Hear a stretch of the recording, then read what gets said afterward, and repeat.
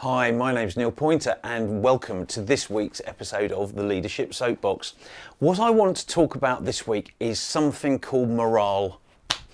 How do we get people to want to work for us, to really buy into what we're doing and to give much more of their available performance? Now, in about 2003, the Harvard Business Review brought out a piece of research that basically said that if you only pay people, the best level of performance you can hope for is about 70%.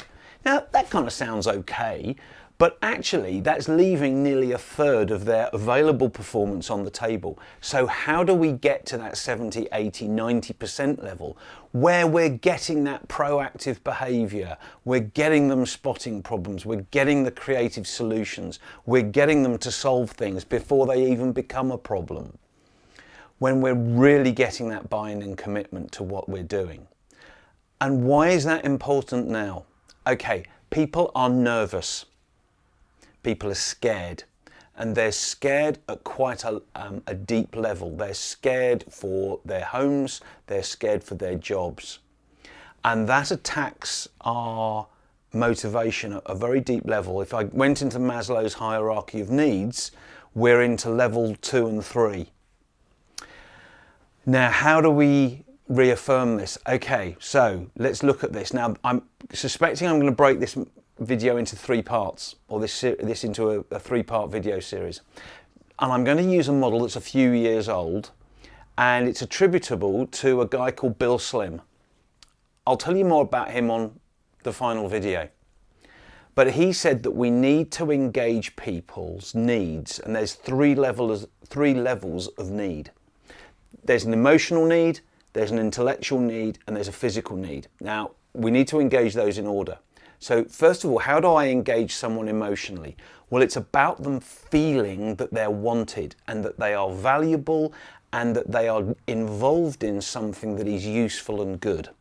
Okay, how do we do that? 1, we need a goal. We need a clear goal that they can buy into, that they can see is of value, and also that there is a hierarchy of goals. So there's an organizational goal, there's a department goal, there's a project or team goal.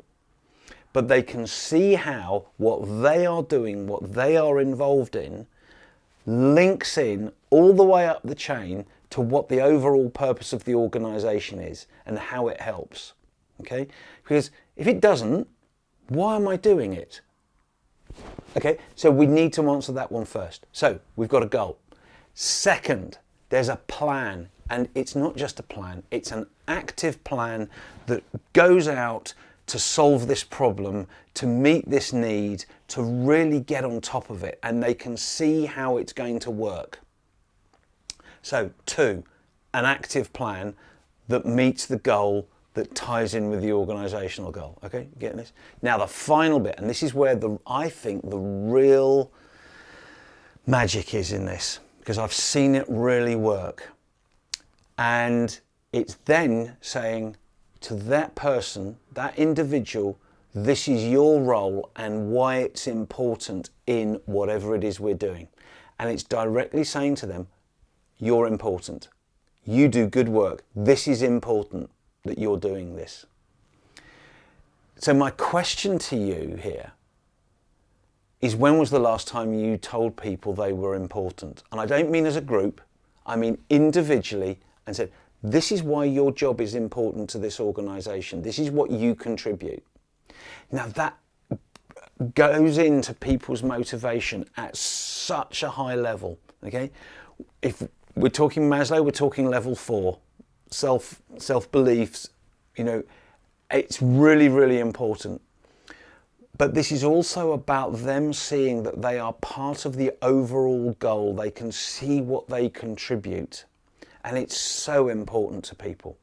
Now, I'm just checking the time. I'm going to have a story which is going to take me about a minute, so stay with me. I saw this put into practice by a manager who saw a 40% improvement in absenteeism and sickness in her department in a month. simply by telling people that they were of value and what they contributed. Now, it doesn't really matter what organisation that was, but let me just say that that contributed totally to bottom line. 40%, just by people knowing they were important and valued. Now, you might think people should know they're valued by how much you pay them. No, they don't.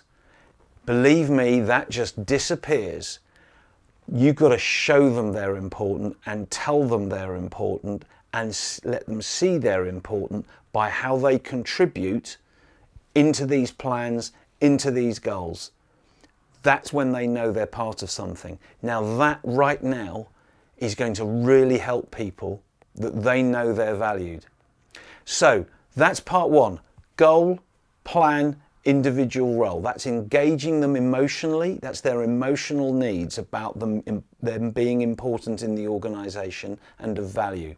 Come back and join me on video 2, which will be out soon, and I'll put a link up to this, and we'll talk about the next one, which is engaging them intellectually and their intellectual needs. If you like this, please like it, hit the like button, share it with people, and please get on the email to me. Let's have a conversation about this, about how this can work in your organisation. And here's the question. Remember, when was the last time you told your people they were important? Okay, thanks very much. I'll see you on the next video.